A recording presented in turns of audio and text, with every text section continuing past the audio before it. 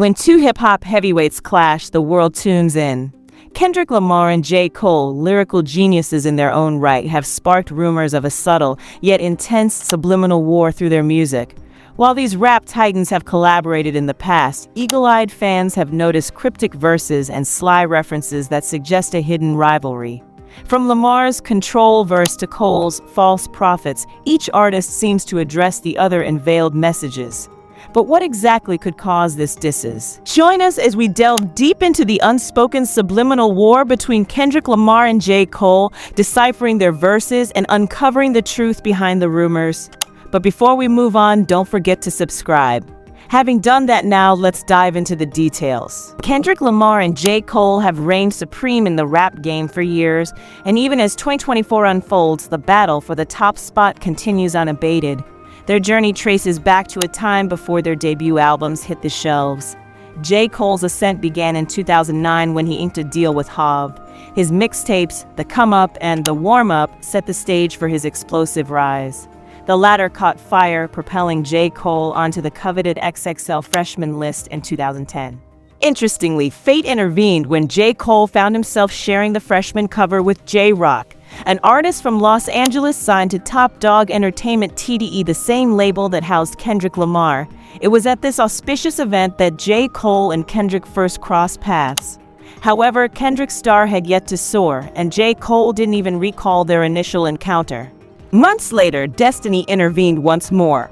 J. Cole stumbled upon Kendrick Lamar's electrifying performance at a party, and he was utterly mesmerized by Kendrick's lyrical prowess. Overwhelmed by admiration, J. Cole approached Kendrick, acknowledging his undeniable talent.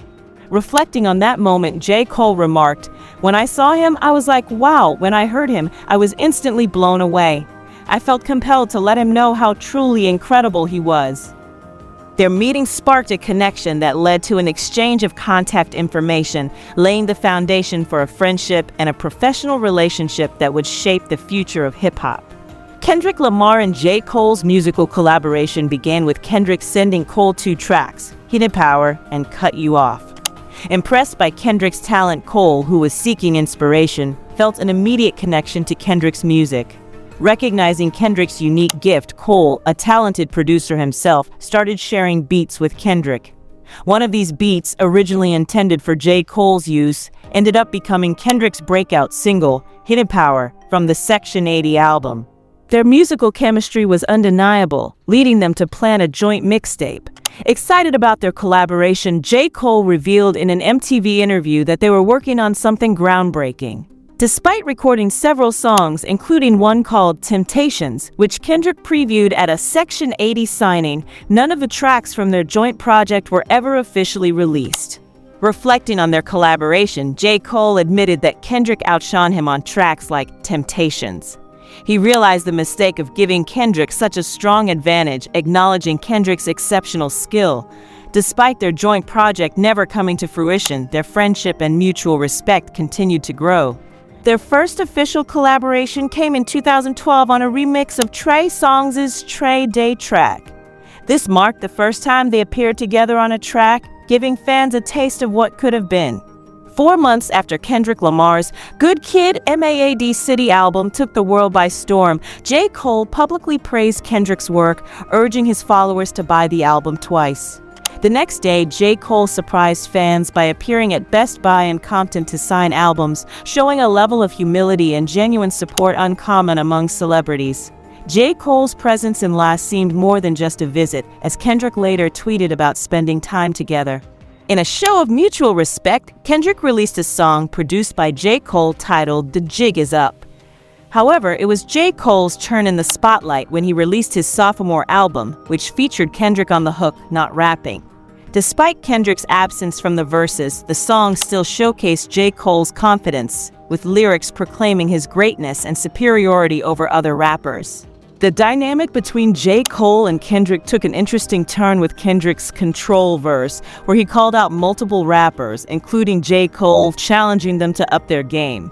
This move shook the industry, sparking responses and igniting a friendly competition between the two artists. One rapper who didn't shy away from Kendrick's challenge was J. Cole. In a response that caught many off guard, Cole expressed his surprise at Kendrick's verse, suggesting he thought they were close until he heard it. He vividly recounts a moment at home when he heard the Control verse playing, implying that the verse had a significant impact given its widespread discussion at the time. Cole portrays a scenario where a girl he knew played the verse, indicating the verse's cultural impact. He then engages in a conversation with her, highlighting how the hype surrounding the verse influenced people's perceptions. This mirrors comments made by Drake and others, suggesting that the verse was intended for shock value and would ultimately be forgettable. However, Cole's response suggests a deeper meaning. He questions whether Kendrick's verse was genuine or merely for show, emphasizing that if Kendrick wants real conflict, he's prepared for it. Cole's final line, where he vows to ensure nobody forgets him, is a direct challenge to Kendrick's assertion that he's aiming to outshine his peers. Cole's message is clear. If Kendrick wants a rivalry, he's willing to engage, suggesting a readiness for a lyrical battle. Except for one part. It's one part of that shit that make me feel like, man, that's the lamest shit I ever did in my fucking life, right?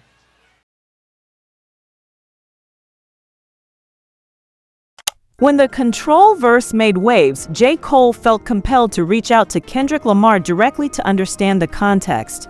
He wanted to know if Kendrick was taking shots at him or if there was a deeper meaning behind the verse. Kendrick reassured Cole that the verse wasn't meant to change their relationship, emphasizing his respect for Cole as an artist and individual. However, tensions flared months later when P. Diddy reportedly attempted to confront Kendrick at a party over his King of New York line. In a drunken state, Diddy was upset and Cole intervened, leading to a confrontation between Diddy and Cole. This incident showcased Cole's loyalty and willingness to defend his peers. Despite the incident, Kendrick's success continued to overshadow Cole's in some respects. Kendrick swept awards at the BET Awards, winning Lyricist of the Year, MVP of the Year, and Album of the Year, among others. He also secured the #1 spot on MTV's Hottest Make list, while Cole didn't even make the list. This disparity in recognition may have fueled Cole's drive to prove himself even more in the industry. Despite these challenges, Cole and Kendrick's friendship remained strong. They celebrated Cole's birthday together in New York, and later, during Cole's tour in La, Kendrick joined him on stage. Their camaraderie and mutual respect indicate that, despite the competitive nature of the industry, their bond transcends music. In the same year, J. Cole released what many consider to be his classic album. On this project, he included a few subtle jabs at Kendrick. In a line reminiscent of Kendrick's Control verse, Cole pays homage to legends while asserting his prowess.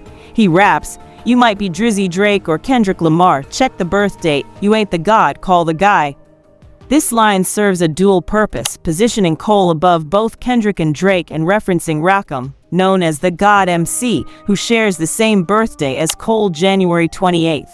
These jabs are seen as friendly competition in the spirit of hip-hop, sparked by Kendrick's Control verse. Cole further emphasizes his position in the rap game in his track Fire Squad, declaring, "I am the greatest, a lot of sat on the throne, I am the latest." He asserts his fearlessness, stating, "Ain't afraid of you." On the debate of who's the king of rap, Cole confidently claims the crown is his for the taking, rapping. Why do people debate who's the king of this rap game? Here comes Lil Al Jermaine to snatch the crown from whoever y'all think has it. Additionally, in GOMD, he asserts his dominance in the West Coast, possibly aimed at Kendrick, as there were no other prominent West Coast rappers he could be referring to in 2014. Despite their friendly rivalry, talks of a joint Kendrick and Cole album continued into 2015. While a full joint album never materialized, both artists released songs on November 15th titled Black Friday, where they each rapped over the other's beats. The feedback from these tracks was overwhelmingly positive, with many praising Kendrick's intense performance. This competitive spirit, fueled by fans and the media, added an intriguing dynamic to their relationship as artists. As we reached the end of the year, J. Cole secured BET's Album of the Year, while Kendrick Lamar won Album of the Year at the Grammys. Both projects were celebrated for excellence, with one receiving a Grammy and the other a BET Award. This recognition was well-deserved, as both artists had created phenomenal albums. The anticipation for their joint project continued into 2016 and 2017, with rumors and hints suggesting that something was in the works. Fans were especially excited when Kendrick brought out J. Cole during a performance in Detroit. A few weeks later, Tita's president teased the joint album, stating it was coming for sure, maybe, I don't know, it might happen, probably. The excitement reached a fever pitch when Jeezy released American Dream, featuring both J. Cole and Kendrick. Interestingly, Jeezy didn't inform either artist that they would be on the same song. When they heard the finished track, they realized they were both featured. Kendrick's approach to the song was melodic, contrasting with Jeezy and Cole's more traditional rap styles. As 2017 turned into 2018, Kendrick continued to dominate the awards scene, winning Best Album of the Year and Lyricist of the Year over J. Cole. He also secured several Grammy wins, including Rap Album of the Year. Kendrick made history by becoming the first hip-hop artist to win a Pulitzer Prize for his album Damn. Despite the ongoing speculation, J. Cole eventually addressed the joint project, stating that it was not a reality and was more of a fantasy. He emphasized that while the idea originated from their discussions, it wasn't actively in progress. This revelation marked the end of years of anticipation and speculation surrounding their collaboration.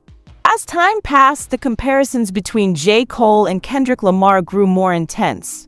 Everyone wanted to know who was the better rapper, who was the better storyteller. The debate raged on, with many leaning toward Kendrick as the superior rapper. However, between 2018 and 2021, Kendrick seemed to take a step back from the spotlight, with few releases apart from the Black Panther soundtrack and a few features. During this period, J. Cole transformed. He began to assert himself more boldly in the rap scene, reshaping the narrative of who was the best. His lyrics reflected a newfound confidence and determination. In tracks like Middle Child, he proclaimed himself as the greatest of all time GOAT and made it clear that he was ready to take on anyone who doubted him. Despite Kendrick's lack of new music, fans continue to speculate about a joint project with Cole. However, TDE President Punch dismissed these hopes, stating that such a collaboration was not in the cards. This revelation marked a turning point, signaling that the long-awaited project was unlikely to ever materialize. Even as J. Cole gained recognition and success, some critics still placed him below Kendrick and Drake. This perception seemed to drive Cole to push himself even further. He began to question how he wanted to be remembered and whether he was satisfied with his current standing in the rap game. These reflections led to a shift in his approach and a renewed focus on his legacy. Fans began to speculate that J. Cole was taking subtle jabs at Kendrick Lamar on his album The Off-Season. There were numerous posts on Reddit and YouTube where people believed that the line, "Big Stepper, don't get stepped on," was a direct reference to Kendrick's Mr. Dirv Morale and the Big Steppers. However, J. Cole's track was released 11 months before Kendrick's album title was even announced, so it's unclear how this theory holds up. Speculation can be fun, but it should also make sense. In 2021, J. Cole addressed his position in the rap hierarchy on a track titled Heaven's Ep. He acknowledged that many consider him to be in third place behind Drake and Kendrick, whom he refers to as superstars. Rather than tearing them down, he compliments their status in hip-hop. Cole also mentions how the fans have elevated his ranking, but he believes that people have been distracted by superficial elements, bells and whistles, rather than recognizing his skills. Cole's hunger for the #1 spot is evident in his lyrics, and he suggests that every feature he agrees to is an opportunity for him to showcase his superiority. Meanwhile, Kendrick took a 5-year hiatus before releasing Mr. Morale and the Big Steppers in May 2022. This album was seen as his most personal and introspective work yet, receiving mixed reviews but showcasing his growth and evolution as an artist. Once again, fans began to speculate about Kendrick Lamar throwing shade at J. Cole on his track, Count Me Out. The lyrics, "Ain't nobody but the mirror looking for the fall off," led many to believe that Kendrick was taking a direct jab at J. Cole, especially since Cole's upcoming project is titled The Fall Off. Initially, some doubted this interpretation, but J. Cole seemed to respond directly to Kendrick's lyrics later on. In response, J. Cole appeared to take more shots at Kendrick on Johnny P's Caddy with Benny the Butcher. When the track was first released, there was speculation that Cole was dissing Benny on his record. However, Benny himself clarified that he felt Cole was dissing someone else, likely referring to those constantly comparing him to Kendrick and putting them in the same league.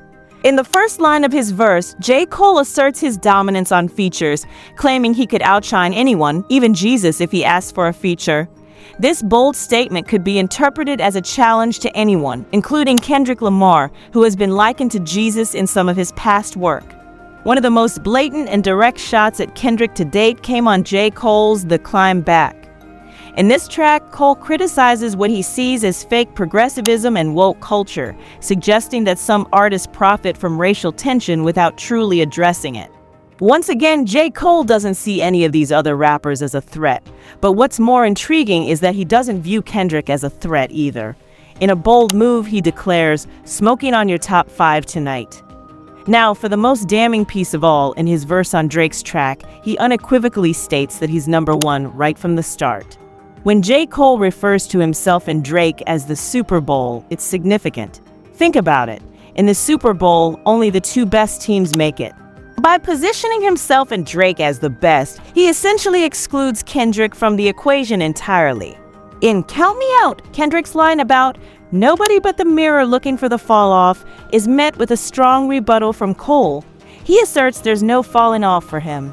Then he mentions Kendrick and Drake, likening himself and Drake to Muhammad Ali. It's a subtle yet powerful statement, implying they're the greatest, leaving Kendrick out of the equation. As J. Cole and Drake continue to assert their dominance, Kendrick must be prepared for what's to come. It's almost certain he'll have a response to these records.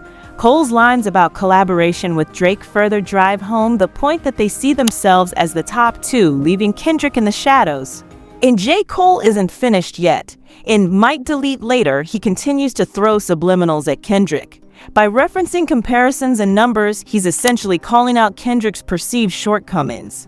Additionally, he addresses the perception that he and Kendrick are friends, bluntly stating that it's not the case. The reality is that there's been no collaboration, no support for each other's projects, and they don't even follow each other on social media. Many argue that J. Cole hinted at the importance of genuine relationships in his 2021 interview with Kevin Durant, emphasizing that he values authentic connections. He expressed a desire not to look back and regretted never truly connecting with others, highlighting the significance of meaningful interactions. While he specifically mentioned Drake in this context, Kendrick Lamar's absence from such conversations is noteworthy. In 2020, J. Cole outlined a roadmap for his musical endeavors, suggesting a meticulous approach to his craft. Following this trajectory, it's plausible that before the highly anticipated The Fall Off, fans might receive a precursor in the form of a mixtape or EP potentially titled It's a Boy. Regardless of the schedule, it's evident that J. Cole is driven by a relentless pursuit of excellence and the coveted number 1 spot in the rap game. He's willing to go to great lengths to achieve this, demonstrating an unparalleled dedication to his craft. What sets J. Cole apart is his unwavering hunger for success, a rarity in an industry where many artists lose their drive over time. Despite his immense wealth and success, his passion for music only seems to intensify with each release. So what fuels J. Cole's fire? It's a combination of factors, but above all, it's his love for the art form and the pursuit of greatness. Guys, here you have it. Let us know thoughts about Kendrick and J. Cole's subliminal war in the comments below. And don't forget to check out the next video if you don't know that. Diddy's 2 sons who were hauled out of his LA home during a federal raid came back to the property late at night, but they left very quickly thereafter with their stuff in tow. Then don't forget to subscribe. See you in the next video.